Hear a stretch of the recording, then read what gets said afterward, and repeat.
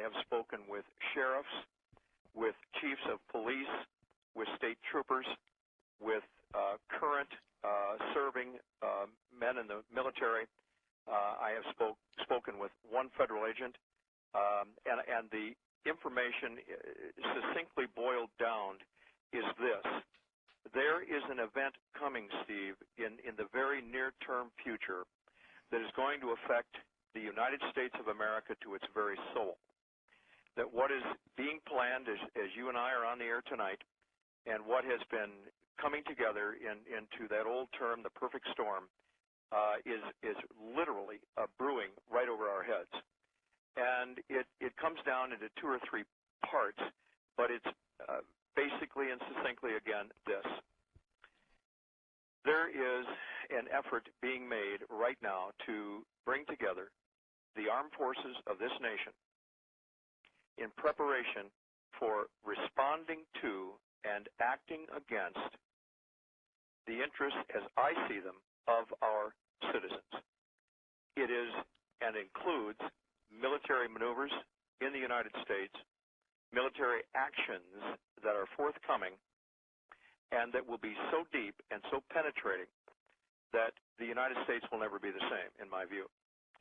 This has been confirmed by a colonel, an active colonel in the United States Air Force, a sheriff known to me very personally, among others, state troopers that I know in 3 neighboring states in the Midwest, 3 chiefs of police who are personal long-term friends of mine, and others and a federal agent who I've known for over 20 years. What is going to happen, Steve, is that as the economic situation in this country dovetails right into the ditch, and the country responds by pouring billions and trillions after the billions and trillions that have already been committed. The FDIC is crumbling.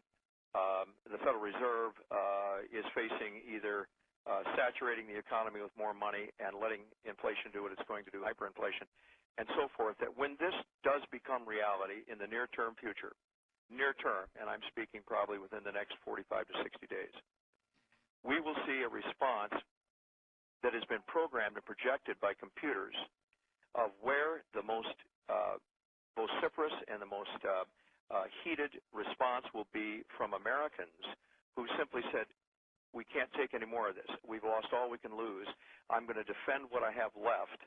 And the armed forces are being prompted to respond to this, not just simply in pacification, not going out there and being visible, not rolling their convoys through communities and states, but actually taking action against those areas targeted that are already targeted and were set up for targeting by the 2009 census, so-called census, which was nothing more than acquiring targets for targeting computers so that individuals, even communities, but certainly areas where the government fears the greatest response from the people when the collapse of what is left of our great republic occurs. And the armed forces, Steve, have been faced with a tremendous challenge, an almost unthinkable mission to plan for, and that is fighting against American citizens.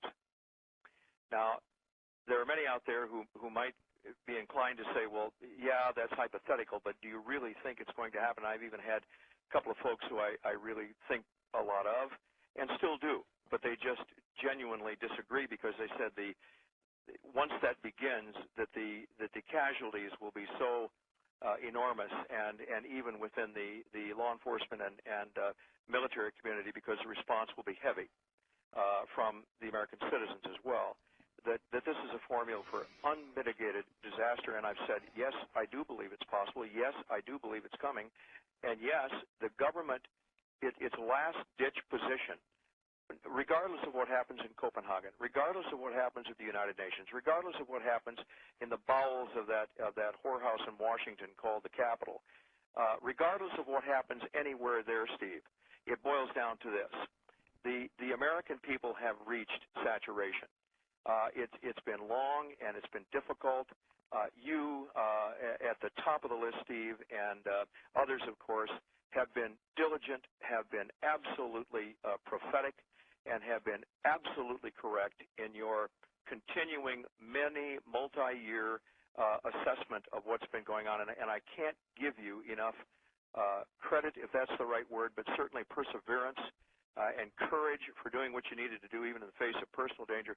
I am so grateful that you've done that, and to others as well. But what it comes down to now is, and I'm going to take just a break here, but it comes down to the American people you're hearing the last clarion call, the last opportunity, the last expose, if you will. Maybe not in terms of all of this, but we're confining this tonight to what is out there on the planning boards for this nation.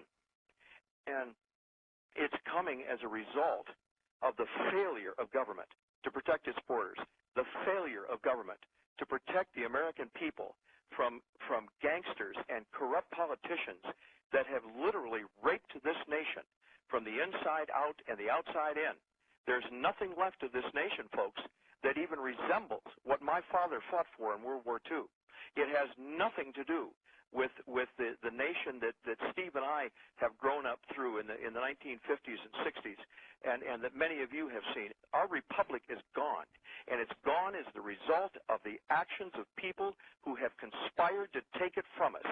And because we're sitting in a socialist/communist nation that would rather be politically correct when it comes to any issue, you name it, they would rather do that than face the truth.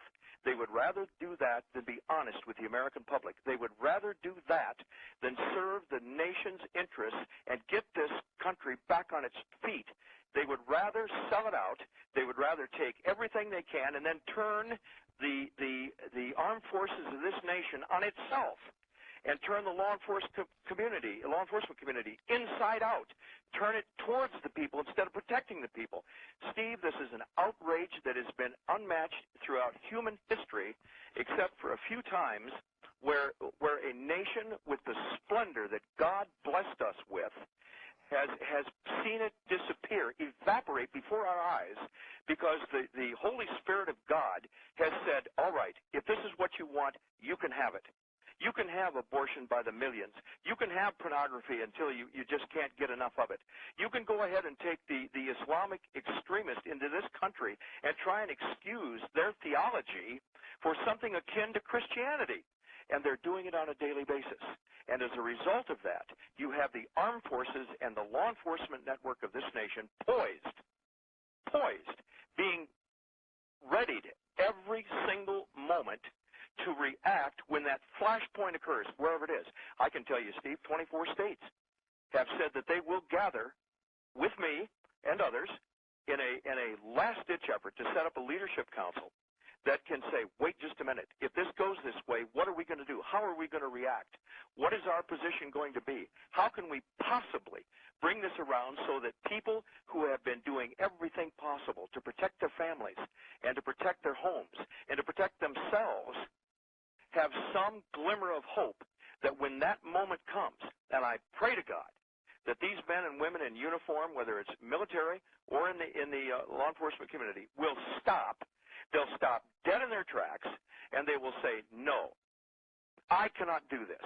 I cannot do this against my own people who have been downtrodden by a corrupted, tyrannical government that has no more interest at heart, the American interest at heart, than fly to the moon without a rocket. And because of that, I'm simply saying to you, Steve, we are at the absolute precipice right now. My colonel said to me, we have plans that if it gets bad enough, we will simply commence yard farming. Now, that's a buzz phrase, I guess, in the military. I was not particularly familiar with it. I've heard other things close to that. But meaning, in other words, if we have to, in the worst-case scenario, we will call in targeted airstrikes to neighborhoods, communities, in areas in virtually across some states, that they will call in with Air Force assets to take out whomever they are told to take out.